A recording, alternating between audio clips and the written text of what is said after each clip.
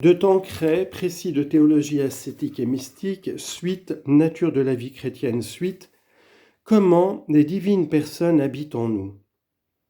Dieu, nous dit saint Thomas, est naturellement dans les créatures de trois manières différentes. Par sa puissance, en ce sens que toutes les créatures sont soumises à son empire. Par sa présence, en tant qu'il voit tout jusqu'aux plus secrètes pensées de notre âme. Par son essence, puisqu'il agit partout et que partout, il est la plénitude de l'être et la cause première de tout ce qu'il y a de réel dans les créatures, leur communiquant sans cesse non seulement le mouvement et la vie, mais l'être lui-même. Citation des Actes des Apôtres, chapitre 17, verset 28. C'est en lui que nous vivons, que nous nous mouvons, que nous agissons et que nous sommes. Mais sa présence en nous par la grâce est d'un ordre bien supérieur et plus intime. Ce n'est pas seulement la présence du Créateur et du Conservateur qui soutient les êtres qu'il a créés, c'est la présence de la très sainte et très adorable Trinité telle que la foi nous la révèle. Le Père vient en nous et continue d'y engendrer son Verbe. Avec lui nous recevons le Fils parfaitement égal au Père, son image vivante et substantielle, qui ne cesse d'aimer infiniment son Père comme il en est aimé. De cet amour mutuel jaillit le Saint-Esprit, personne égale au Père et au Fils, lien mutuel entre les deux et cependant distincts l'un de l'autre. Que de merveilles se renouvellent dans une âme en état de grâce. Ce qui caractérise cette présence, c'est que Dieu non seulement est en nous, mais qu'il se donne à nous pour que nous puissions jouir de lui. Selon le langage de nos saints livres, nous pouvons dire que par la grâce, Dieu se donne à nous comme Père, comme ami, comme collaborateur, comme sanctificateur, et qu'ainsi il est vraiment le principe même de notre vie intérieure, sa cause efficiente et exemplaire. Dans l'ordre de la nature, Dieu est en nous comme créateur et souverain maître, et nous ne sommes que ses serviteurs, sa propriété, sa chose. Mais dans l'ordre de la grâce, il se donne à nous comme notre Père, et nous sommes ses enfants adoptifs, privilège merveilleux qui est la base de notre vie surnaturelle. C'est ce que répètent constamment saint Paul et saint Jean. Nous n'avons pas reçu un esprit de servitude pour vivre dans la crainte, mais nous avons reçu un esprit de fils adoptif qui nous fait nous écrier « Abba, Père ». C'est l'Esprit lui-même qui rend témoignage à notre esprit que nous sommes enfants de Dieu. Lettre aux Romains de saint Paul, chapitre 8, versets 15 et 16. Dieu nous adopte donc pour ses enfants, et cela d'une façon beaucoup plus parfaite que les hommes ne le font par l'adoption légale. Ceux-ci peuvent bien sans doute transmettre à des fils adoptifs leur nom et leur bien, mais non leur sang et leur vie. L'adoption légale, dit avec raison le cardinal Mercier, est une fiction. L'enfant adopté est considéré par les parents adoptifs comme s'il était leur enfant et reçoit d'eux l'héritage auquel aurait eu droit le fruit de leur union. La société reconnaît cette fiction et en sanctionne les effets. Néanmoins, l'objet de la fiction ne se transforme pas en réalité. La grâce de l'adoption divine, elle, n'est pas une fiction, elle est une réalité. Dieu accorde à ceux qui ont foi à son Verbe la filiation divine, dit saint Jean. Dieu leur a donné pouvoir de devenir enfants de Dieu à tous ceux qui croient en son nom. Jean chapitre 1, verset 12. Cette filiation n'est pas nominale, elle est effective. Afin que nous soyons appelés fils de Dieu et que nous le soyons. Nous entrons en possession de la nature divine, en latin divine consortes naturae. Sans doute cette vie divine n'est en nous qu'une participation, consortes, participant, une similitude, une assimilation qui fait de nous non pas des dieux mais des êtres déiformes.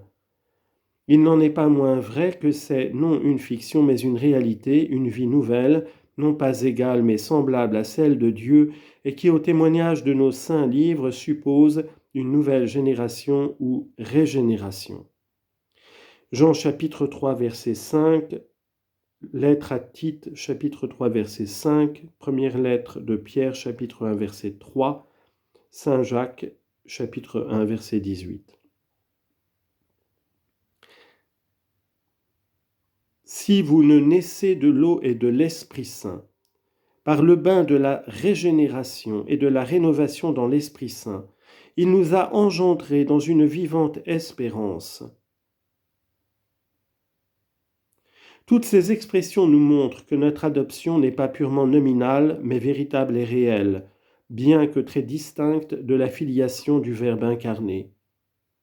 C'est pour cela que nous devenons héritiers de plein droit du royaume céleste, co-héritiers de celui qui est notre frère aîné.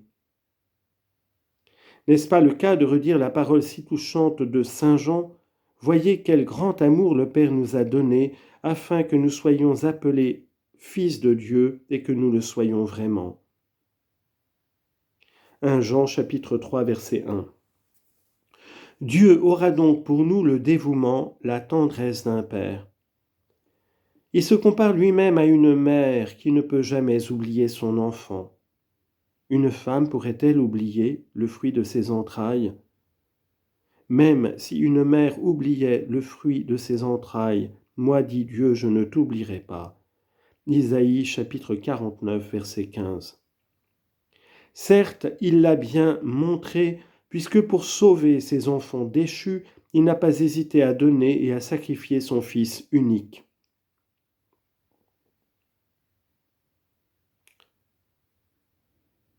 Sic Deus dilexit mundum ut filium sum unigenitum daret.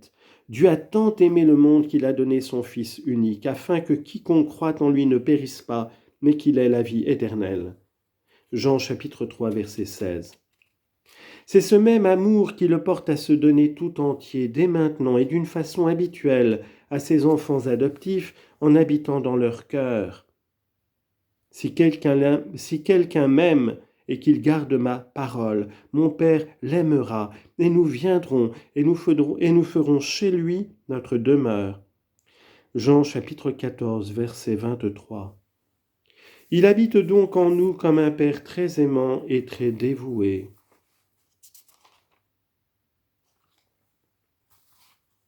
Il se donne aussi à titre d'ami. L'amitié ajoute aux relations de père et de fils une certaine égalité, une certaine intimité, une réciprocité qui entraîne les plus douces communications. Or, ce sont bien des relations de ce genre que la grâce met entre Dieu et nous. Sans doute, quand il s'agit de Dieu et de l'homme, il ne peut être question d'égalité vraie, mais d'une certaine similitude qui suffit à établir une véritable intimité. Dieu nous livre en effet ses secrets. Il nous parle non seulement par son Église, mais aussi d'une façon intérieure par son Esprit. Lui vous enseignera toutes choses, et il vous fera ressouvenir de tout ce que je vous ai enseigné. Jean chapitre 14, verset 26. Aussi à la dernière scène, Jésus déclare à ses apôtres que désormais ils ne seront plus ses serviteurs mais ses amis, parce qu'il n'aura plus de secret pour eux. Jean chapitre 15, verset 15. Je ne vous appelle plus serviteur mais ami, car le serviteur ne sait pas ce que fait son maître. Vous êtes mes amis. Car tout ce que j'ai entendu de mon Père, je vous l'ai fait connaître. Ce sera une douce familiarité qui présidera désormais à leur rapport, cette familiarité qui existe entre amis quand ils prennent un repas en tête à tête. Voici que je me tiens à la porte et que je frappe. Si quelqu'un entend ma voix et ouvre la porte, j'entrerai avec lui, je souperai avec lui et lui avec moi. Apocalypse chapitre 3, verset 20. Admirable intimité que nous n'eussions jamais osé ambitionner si l'ami divin n'avait pas pris lui-même les devants. Et cependant, cette intimité s'est réalisée et se réalise encore chaque jour, non pas seulement chez les saints, mais dans les âmes intérieures qui consentent à ouvrir la porte de leur âme à l'hôte divin. C'est ce que nous atteste l'auteur de l'Imitation quand il décrit les fréquentes visites de l'Esprit Saint aux âmes intérieures, les douces conversations qu'il entretient avec elles, les consolations et les caresses dont il les comble, la paix qu'il fait régner en elles, l'étonnante familiarité avec laquelle il les traite. Confère Imitation de Jésus-Christ, livre 1, chapitre 2. Du reste, la vie des mystiques contemporaines de la bienheureuse sœur Thérèse de l'Enfant Jésus, de sainte Élisabeth de la Trinité, de sainte Gemma Galgani et de tant d'autres nous montrent que ces paroles de l'imitation se réalisent tous les jours. Il est donc bien vrai que Dieu vit en nous comme un ami intime.